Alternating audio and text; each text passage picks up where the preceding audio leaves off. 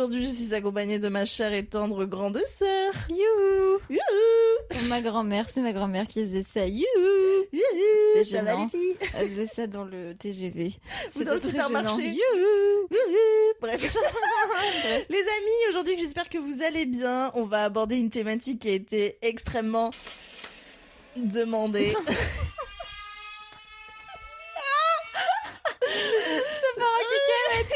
Au niveau des sons. En fait, on va parler des militaires et pour l'occasion, j'ai téléchargé une sample pad où en gros on a mis des sons. C'est assez drôle. Je sais pas si ça va bien marcher, si on va bien Bon, l'entendre on en teste fond. et puis en fait, c'est marrant, ça fait des petits bruits là. Je me suis dit que voilà, je sais pas. Non mais c'est de l'innovation, moi j'aime beaucoup ça. Merci Il faut Flora. innover pour En survivre. 2028, innovation. Bah, Assez parlé, je te propose qu'on commence. Première anecdote. Coucou les filles, j'écoute le podcast depuis quelques semaines et vraiment pépite, j'adore me réveiller et l'écouter direct. Bref, passons aux choses sérieuses. Il y a quelques mois, j'étais dans le métro à côté d'un mec qui avait tout le starter park du militaire. Cheveux rasés, tenue de militaire, etc. Oh. Le mec était sur son tel et je sais pas, mon regard est attiré vers son téléphone et là, je vois l'impensable. Vers le téléphone, vers le six-pack, tu veux dire? Le mec était sur un site hyper chelou et tenait une conversation des plus improbables que j'ai lues à 8h du matin. Je vois, il reçoit Hello dispo pour un plan saut ce soir. Et il répond oui, ce sera 100 € pour découvrir ma belle rondelle beau gosse. Tu veux que je rajoute en prix, je pense, toute ma tenue de Millie aussi et un prime, une photo de sa rondelle. J'étais mi-choquée, mi en fou rire de voir tout ça sous mes yeux si tôt le matin. Bref, Oh my voilà, God. j'espère que vous avez bien rigolé. Les filles, gros bisous. Eh oui. Ah ouais, non, mais c'est dommage, c'est du gâchis, parce qu'il est gay du coup.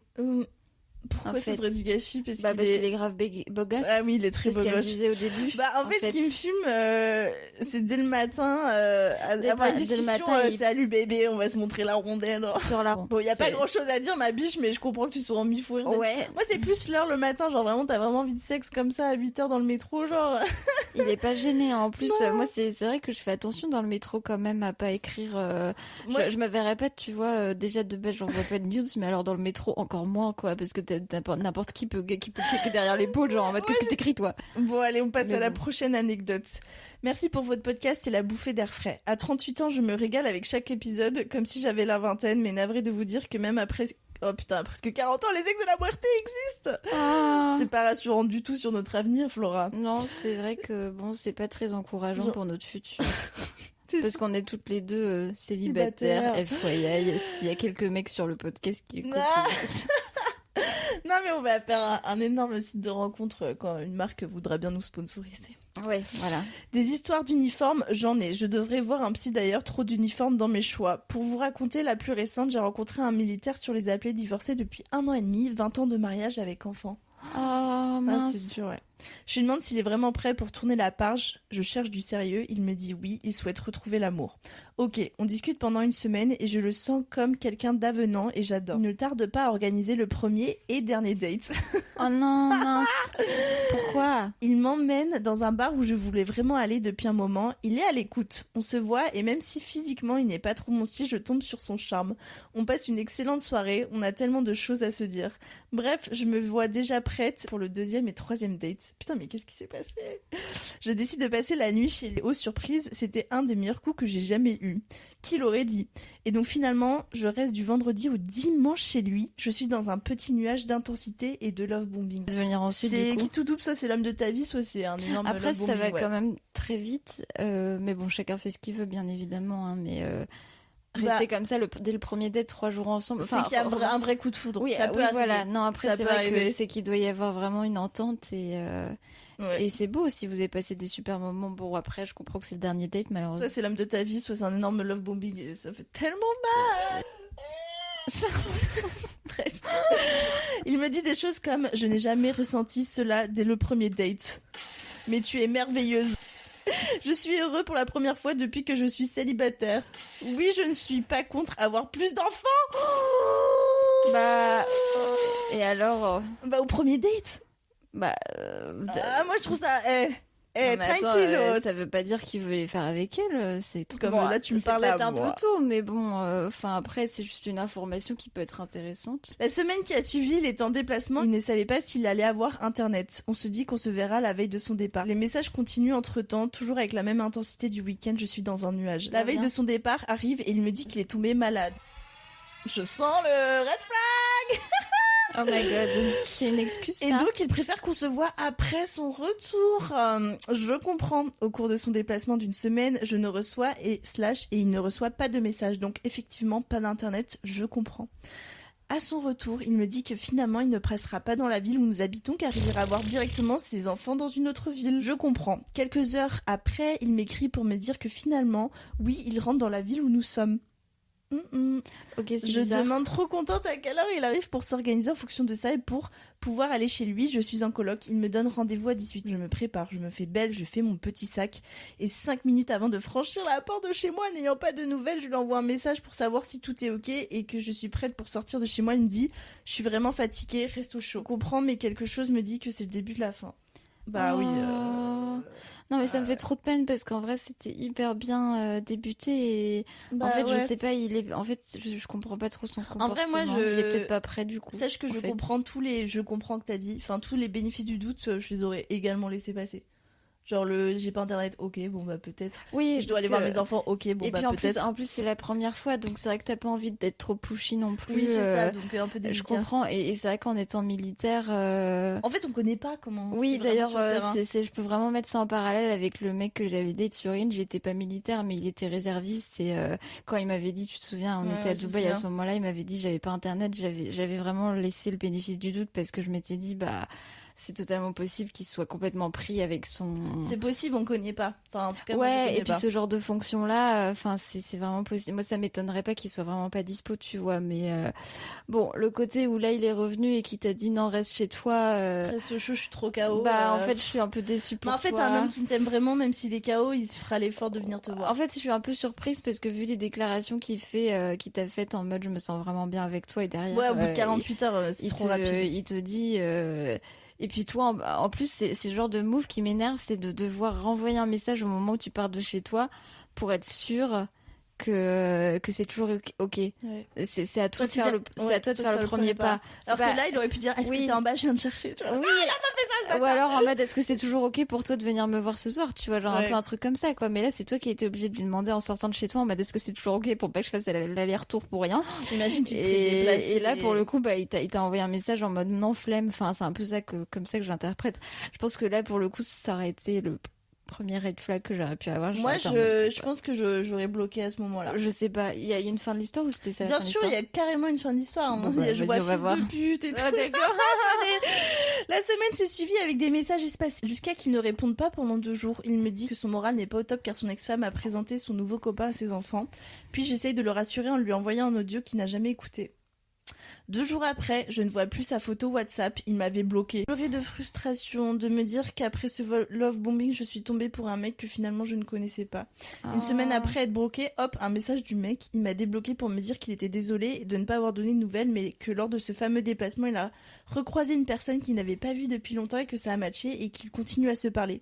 Et donc, entre parenthèses, et donc je ne pense que nous ne serons pas amenés à nous revoir, tu es une belle personne, smiley avec un bisou. En fait, mais quel fils de pute! Mais en fait, il y a trop de trucs. Ouais, j'ai répondu sur le tas. Salut, il me semble que tu m'avais bloqué suite à mon dernier message. Je n'ai pas apprécié ton ghosting après des semaines d'échanges intenses. Tu aurais pu être beaucoup plus clair dès le début et ne pas me poser des lapins. Je l'ai éliminé. Ouais. Ça m'a fait mal, mais je suis fière d'avoir pu écrire ce dernier message. Faites attention à vos petits cœurs, car même à 40 ans, le love bombing existe. Les gars ne savent pas ce qu'ils veulent. Manque de respect existe toujours.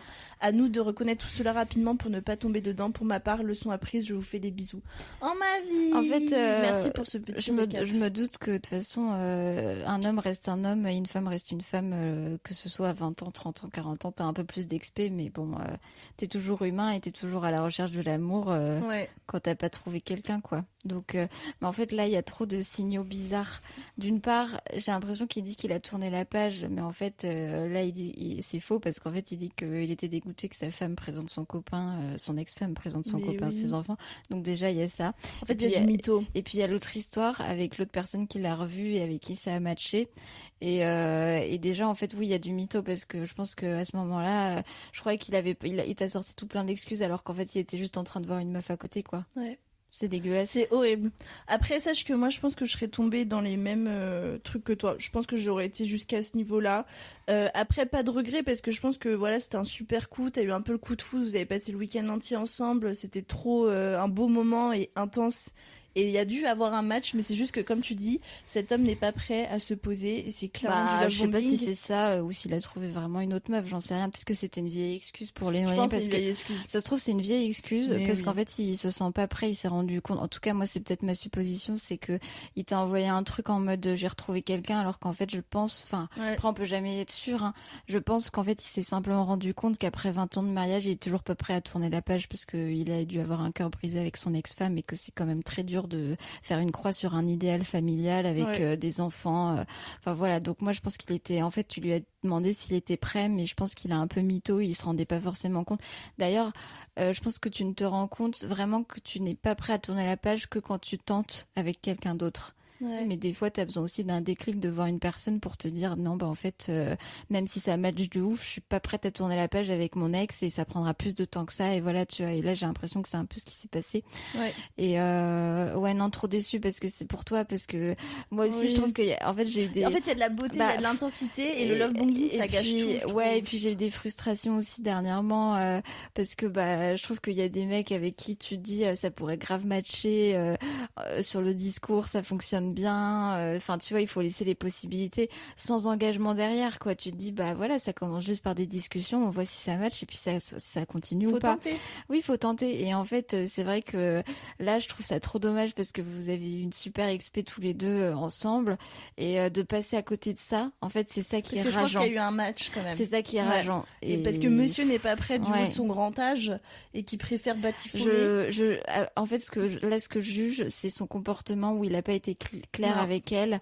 Ouais. Il lui a menti, il aurait fallu qu'il soit honnête avec elle. J'espère maintenant aujourd'hui que toi, tu vas rencontrer quelqu'un de bien, je n'en doute pas. Là, de ce que je vois, toi, tu saisis les opportunités, c'est Oui. déjà un super point. Voilà. Et t'es sur Parce les que as, tu veux rencontrer. c'est voilà, tu tentes et t'as pas peur de l'engagement, tu testes et tu fais en sorte que ça puisse fonctionner. C'est déjà un bon point parce que en effet, il y a le côté un peu destin où tu peux laisser la nature faire les choses. Ouais, Il faut aussi prendre les choses en main des fois et se dire voilà, Il faut être moteur acteur aussi. Ouais, faut être moteur. Ouais, quand il même. faut être moteur et c'est ce que tu fais. Tout va bien se passer pour toi et on te fait des gros bisous, ma belle. Ouais, merci pour Et, l'anecdote. on passe à la prochaine Oui. anecdote. Oui.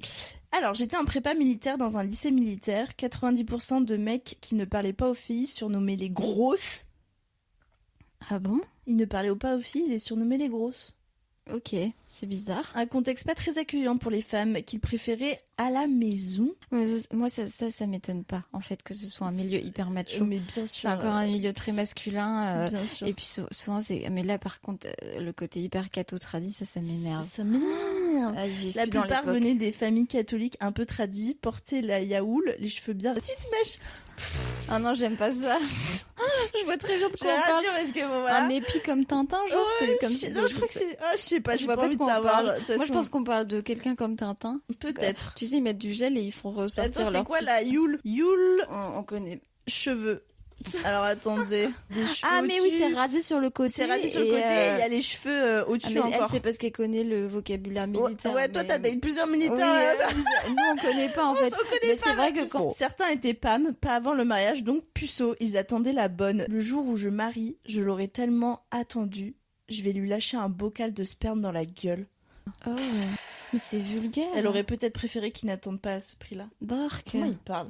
Mais c'est Ah, choquant. C'est hyper choquant. Je suis Je choquée. suis choquée. En fait, ça me rappelle une histoire que mon papa il m'a racontée l'autre jour. En gros, je sais pas, on était en train de manger au resto avec mes parents et Flora, genre après les fêtes de Noël et tout. Et là, bref, quand on était en expat en Afrique, il y avait beaucoup de militaires parce que, je sais pas pourquoi, mais bref, il y a des militaires. Et là, ils disaient qu'ils avaient rencontré une famille avec un homme qui avait genre 40 ans. Ils avaient eu genre 8 enfants, très tradis, très catho et tout. Et En le soirée, mec, il s'était vanté. et le mec, il s'était vanté en soirée soirée. de dire « Cet enfant, j'ai 45 ans, je n'ai jamais changé la couche d'un de mes enfants. » Je Je pense que moi, je croise la En mer, fait, j'ai un regard de compassion. Il a dit je n'ai jamais changé une seule couche et il en était très fier. Mais oui. Et en fait, Je c'est me vrai suis- que je pense que sur le moment, J'aurais regardé, j'aurais dit, oh, t'en es fière en plus. Genre vraiment en mode. Bravo, monsieur, bravo. J'aurais froide. regardé sa femme avec un air de. Bah, je sais pas si sa compassion. femme était dans la soirée, elle était sûrement en train de changer les couches parce que Oh, bon, elle doit tout oh my faire en God. fait. Mais oui. Bah oui, écoute, je suis très choquée. Merci pour le partage Ça de ton m'a anecdote dégoûtée. et on passe à la prochaine anecdote. Sur Tinder, j'ai rencontré un gendarme très militaire dans son attitude. Ah, donc c'est pas un militaire, Ouais, c'est mais un bon, gendarme. On discute plusieurs semaines, puis on décide de se voir à Versailles. Au bar, il choisit volontairement la table à côté de 2 jeunes femmes plutôt que celle près d'un groupe de garçons, ce qui, avec le recul, était déjà le premier red flag. Ah, mais je suis tellement... Ah ouais, non, mais ça c'est bizarre, hein. Et voilà, on parle, ça match en apparence, mais je ne suis pas à l'aise, je sens que quelque chose cloche. Oh my god. Les 2 femmes commencent à discuter avec nous et demandent si on est en couple. Je réponds qu'on est juste en train d'apprendre à se connaître. Lui se contente de rire sans rien clarifier. Ok. Moi, je serais allée aux toilettes et je me serais cassée. Ce qui me met encore plus mal à l'aise. La situation se transforme rapidement en discussion à 4. C'est hyper gênant. En fait, c'est hyper gênant quand t'es en premier date et que t'as quelqu'un qui dit vous êtes en date. Toi, t'es en mode ok, je sais pas trop quoi dire. Il y a des bégaiements Moi, de je tous les réponds pas, côtés. je souris, je fais. Je laisse le partenaire répondre. Et justement, ça m'indique la situation sur laquelle. Ouais, mais peut-être que si toi t'es silencieuse, il va penser aussi que t'es pas clean. Non, Comme, bah, comme le mec lui le fait. Non, mais après, j'aurais répondu en mode oui, on est ça. Genre, si je suis d'accord avec ça, si j'aurais rien dit, là, ça aurait été problématique. Ok, ouais, d'accord, je comprends. C'est une bonne stratégie, Ah, mais bien Célia. sûr, Genre, toujours, moins on en dit. En fait, dans ce genre de premier date, moins on en dit, plus le mec il dira. Ah non, mais- Faut faire des moments de silence pour que ce soit lui qui ouvre sa Il gueule. s'est mis à côté des 2 meufs, il y a une discussion qui a commencé, c'est trop grave. Donc, Vous une êtes en discussion date. à 4, leurs 2 tables finissent collées à la nôtre et on reste comme ça au moins 2 heures. Mais meuf, Super. moi je me serais barrée. Ça a ruiné le date, en Je fait. vais aux toilettes, je lui laisse le champ libre avec les 2 filles et j'envoie un message à ma soeur lui disant que je vis un date très bizarre. Quand je reviens, il parle avec elle comme s'il la connaissait déjà. Ah, ok. Un peu plus tard, il va aux toilettes en même temps que l'une des 2. Ah, Ah, c'est bizarre, non? non. Je sais pas, après, est-ce que ça dans veut les vraiment dire toilettes des choses? Il va aux toilettes en même temps que l'une des 2, celle au rouge à lèvres bien vif, plus âgée que moi. Elle revient en premier avec des traces de rouge à lèvres sur la joue non. qu'il essaye de cacher en disant que ce n'est rien. Puis la fille revient et remet du rouge à lèvres. À ce moment-là, les doutes deviennent très concrets. Ensuite, on va manger dans un resto bof parce que celui qu'il visait a fermé. Pendant le repas, il se montre méprisant et moqueur avec les autres clients. Je lui dis de se calmer, je trouve ça clairement irrespectueux. À la fin, il ne m'accompagne même pas jusqu'à ma voiture garée dans un parking un peu plus loin alors qu'il est minuit passé. Je ne trouve pas ma voiture, je panique, je l'appelle en me disant que, en tant que gendarme, il va peut-être m'aider. Il ne répond pas, puis finit par me rappeler pour me dire qu'il est occupé et qu'il ne peut pas venir, en gros de me débrouiller. Ok. Je retrouve finalement ma voiture et je rentre. Dans les rues quasi vides de Versailles, une seule voiture reste derrière moi à chaque feu. Je finis par reconnaître que c'est lui au volant avec la fille rouge à lèvres à côté. Je les vois très clairement, il baisse son pantalon en conduisant, elle baisse la tête pour lui faire une fellation. Je l'ai littéralement surpris en pleine action juste après notre date. Une fois rentré, je lui envoie un message du style « Alors la pipe, elle était bonne ?» Il ose me demander si ça ne m'a excité et propose quand même de me revoir. Je lui dis non, jamais. Plus tard, la fille me contacte pour s'excuser, m'explique que c'est son plan cul, mais qu'il m'aime bien. Autant dire que pour moi, c'est juste un énorme connard irrespectueux et dangereux à fuir. Elle est trop marrante. Enfin, elle est pas marrante en fait. Elle mais est trop horrible, incroyable mais elle est cette histoire. incroyable. Regarder dans le rétro et puis voir Ouais. ça.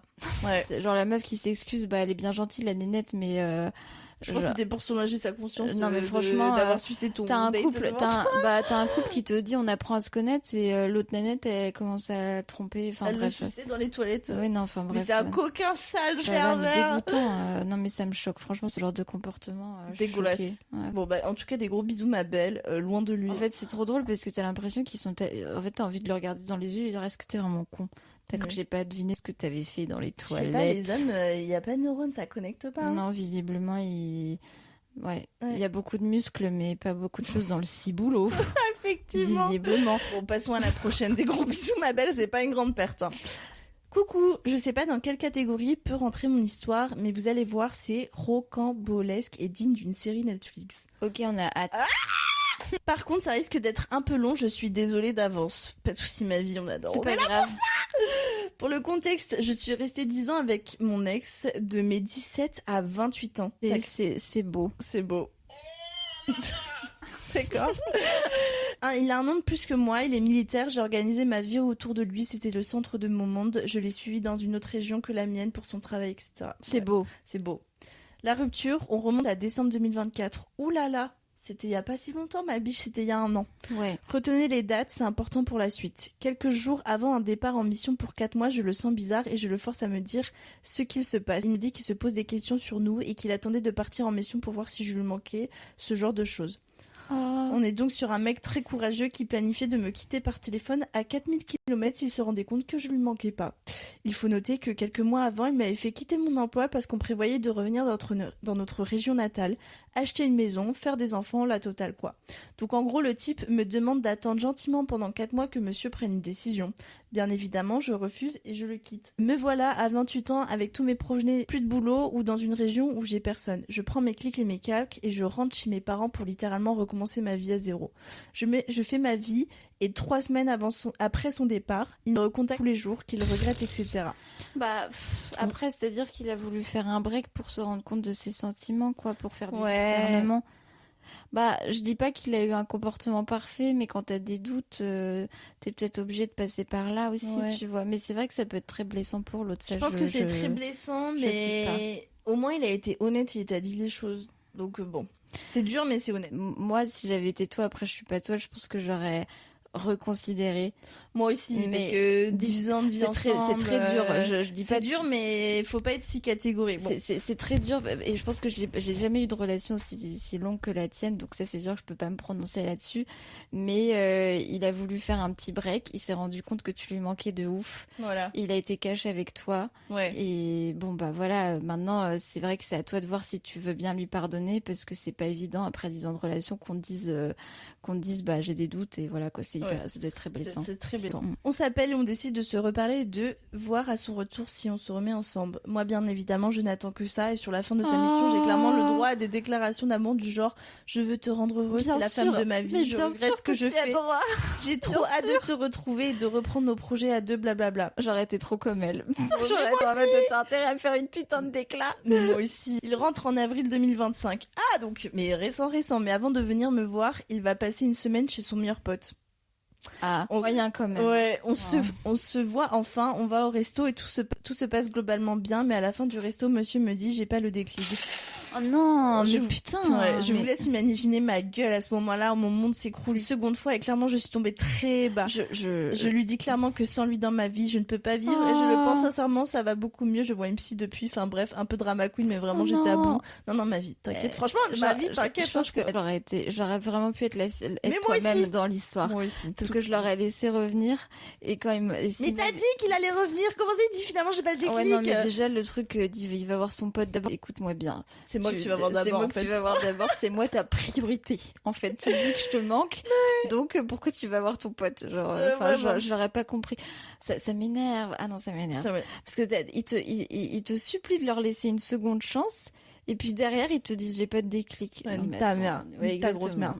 Pardon, j'ai dit que j'allais plus être vulgaire en 2026. Ouais, ta maman. Non, c'est horrible. Non, c'est pas mieux, c'est horrible. Non, espèce d'enfoiré. Ouais, non, j'ai pas de mots pas vulgaires, bref. Ouais. On se quitte en bons termes malgré tout. On arrive en mai 2025 où j'apprends qu'il s'affiche en story Insta. Je l'appelle et je pète mon crâne, pas parce qu'il est en couple, mais parce que le fait de s'afficher sur les réseaux au bout de quelques semaines après notre relation de 10 ans, c'est giga humiliant.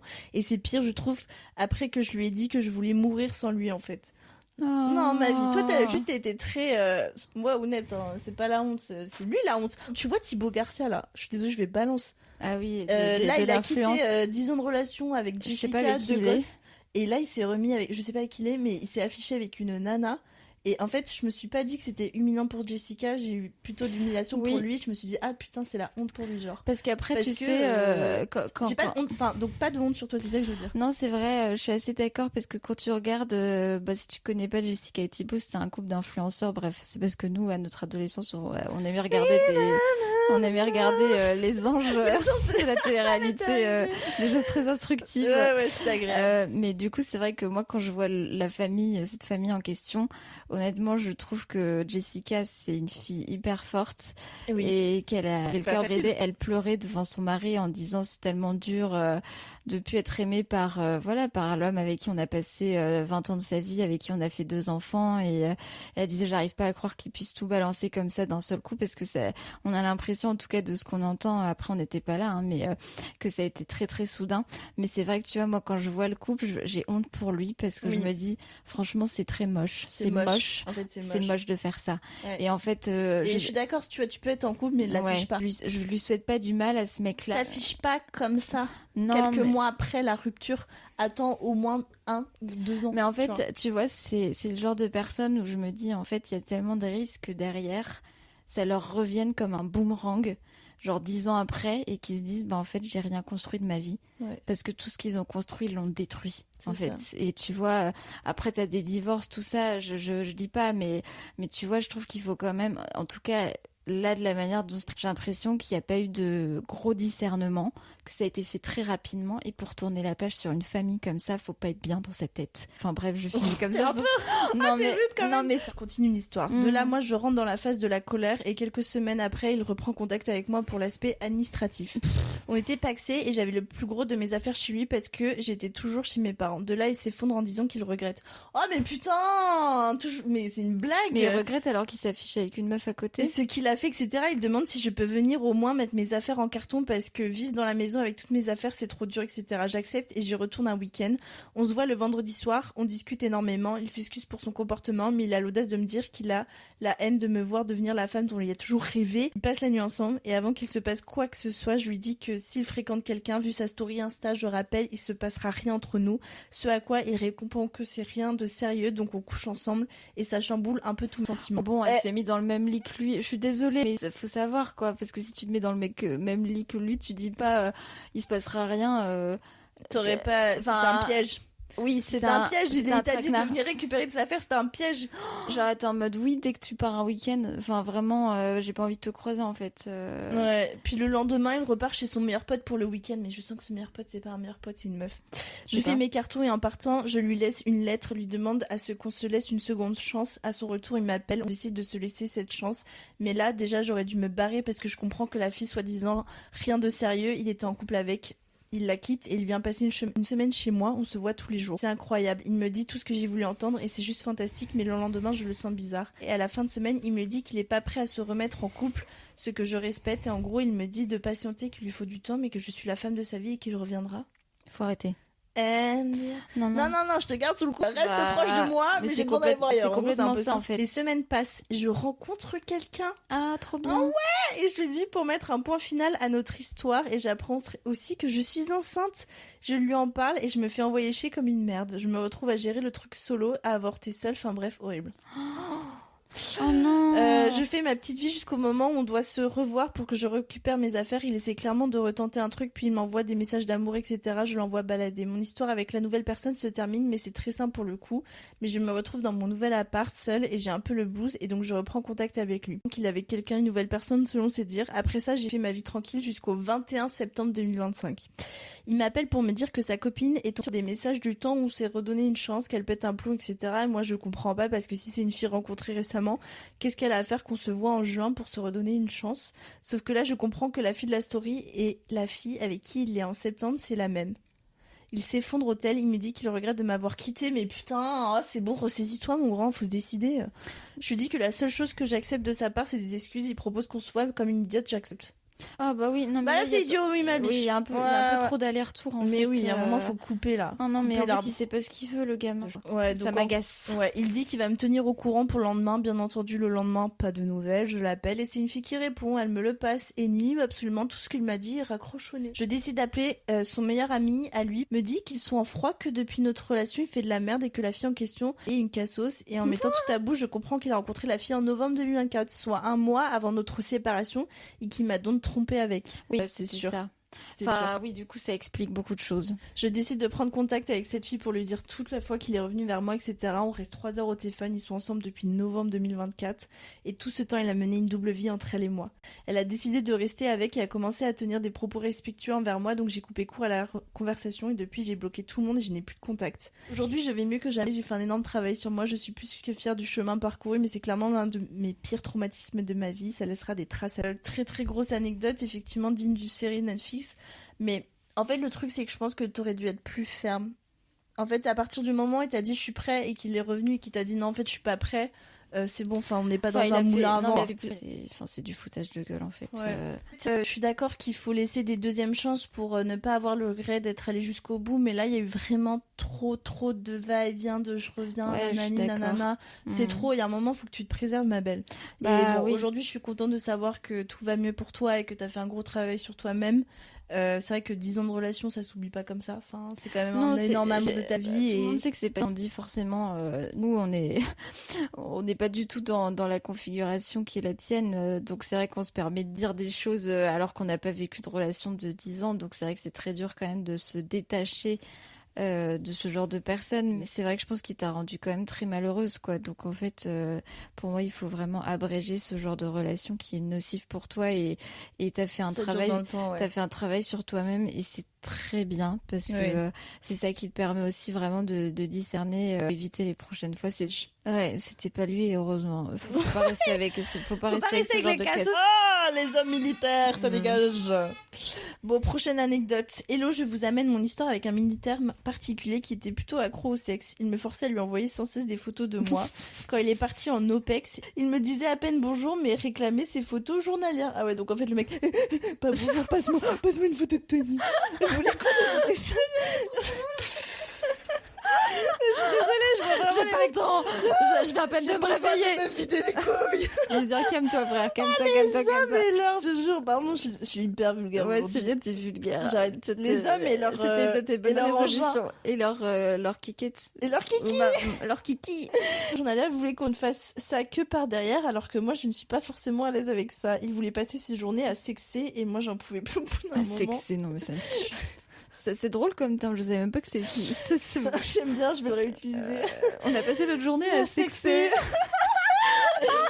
C'est trop. Pour l'anecdote, il a une valise pleine de sex toys, une grosse valise qu'il se trimballe partout. En fait, là, je pense qu'il y a une question d'aller se faire traiter. Je pense que là, on est sur de la nymphomanie, mais genre vraiment problème médical. Ah oui, c'est ça que je cherchais comme mot, la nymphomanie. Dans son téléphone, il a une liste des femmes avec qui il a couché. Il passe son temps dans des clubs libertins et sur des sites de rencontres. Il a un body count impressionnant, je suppose. Quand on était ensemble, 2021, il était sur 12 sites en même temps. Comment tu l'as su, meuf ?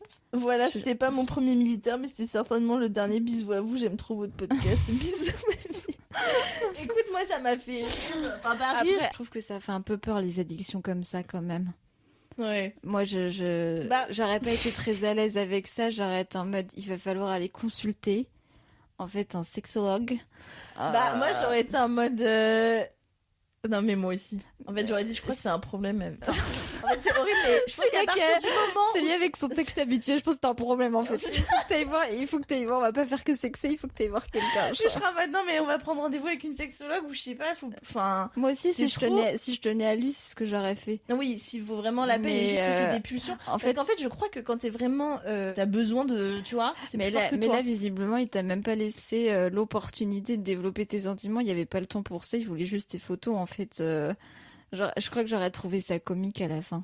J'ai été vite fait un militaire, mon pire coup. Il était beaucoup trop membré et j'ai souffert à chaque rapport. Oh non, ma vie. Ça me dégoûte un peu du coup. Le mec n'arrivait même pas à se rendre compte que je prenais zéro plaisir et avait mal. Quand il entamait quelque chose dans une position douloureuse, je changeais de position et il ne captait pas la raison. Il reprenait cette position en insistant. Mais il fallait lui dire.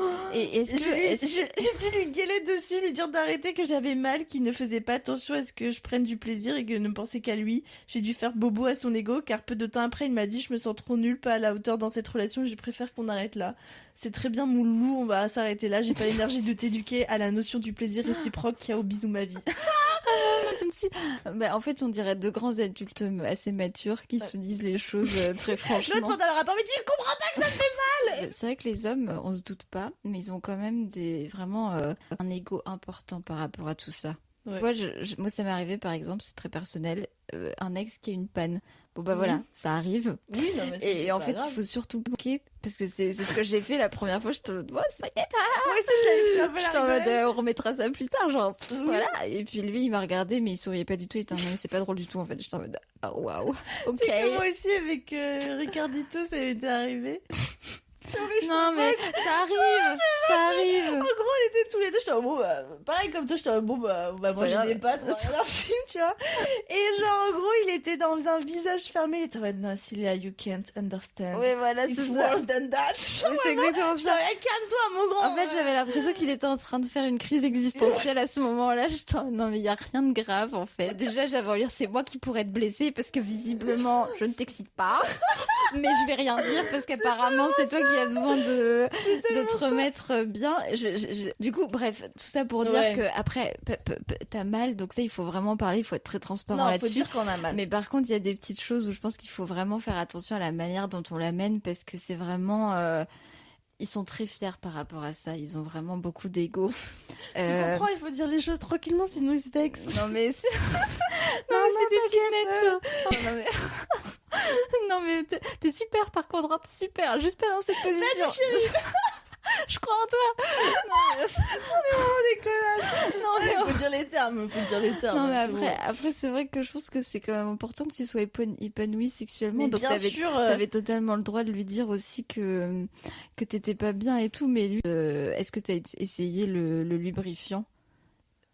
Non, Je mais sais pas. même s'il était trop membré. Je sais pas, non, j'en sais rien. Peut-être que ça peut aider, non. Enfin, je Dans sais tous les pas, moi. cas, le mec ne faisait pas attention à toi, il comprenait Ah oui, pas, oui, t'avais beau communiquer, lubrifiant ou pas, je pense que... Bon, ça aurait sûrement minimisé les douleurs, mais ça n'aurait Non pas mais aidé. ça me tue qu'il ait rompu pour ça en fait. C'est vrai que j'aurais été en mode bah si tu romps pour ça en effet je vais pas te courir après parce que là t'es pas très mature Mon coco.